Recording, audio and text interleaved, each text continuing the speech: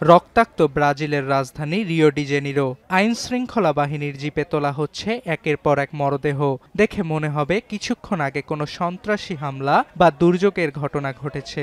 তবে বাস্তব সত্য হচ্ছে মঙ্গলবার স্থানীয় সময় ভোরে ব্রাজিলের পেনিয়া ফাভেলা ও আলেমাও অঞ্চলে দুর্ধর্ষ অপরাধ চক্রের বিরুদ্ধে অপারেশন কন্টেইনমেন্ট নামে একটি অভিযান পরিচালনা করে পুলিশ। গার্ডিয়ান জানায়, মাদক বিরোধী এই অভিযানে অংশ নেয় পুলিশ বিভাগের প্রায় ২৫০০ সদস্য। অভিযান শুরুর পর রেড কমান্ড নামে মাদক পাচারকারী গোষ্ঠীর সদস্যরা আইন শৃঙ্খলা বাহিনীর ওপর প্রথমে হামলা চালায় বলে অভিযোগ পুলিশ বিভাগের। কয়েক ঘন্টা ধরে বন্দুকযুদ্ধ চলে দুপক্ষের মধ্যে।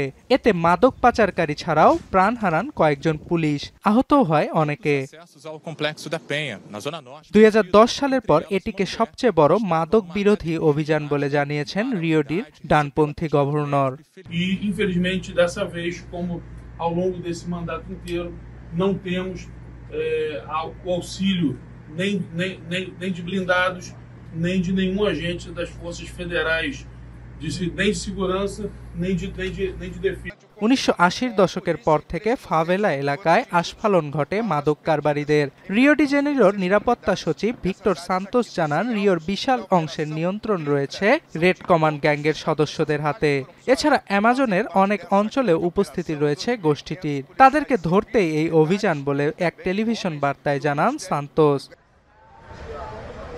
যুক্তরাষ্ট্রের পর দ্বিতীয় কোকেন সেবনকারী দেশের তালিকায় ব্রাজিল। ২০২৪ সালে দেশটিতে ১,৮০,০০০-এরও বেশি কোকেন পাচারের ঘটনা রেকর্ড করা হয়েছে।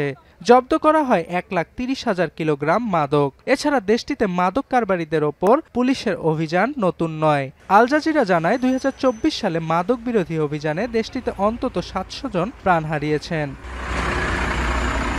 তবে এবারের অভিযানে প্রাণহানির ঘটনায় নিন্দা জানিয়েছে অনেক মানবাধিকার সংগঠন ও ব্রাজিলের বিরোধী রাজনৈতিক গোষ্ঠীগুলোও। এটিকে রাষ্ট্র পরিচালিত গণহত্যা বলে আখ্যা দিয়েছে ব্রাজিলের বামপন্থী ওয়ার্কার্স পার্টি।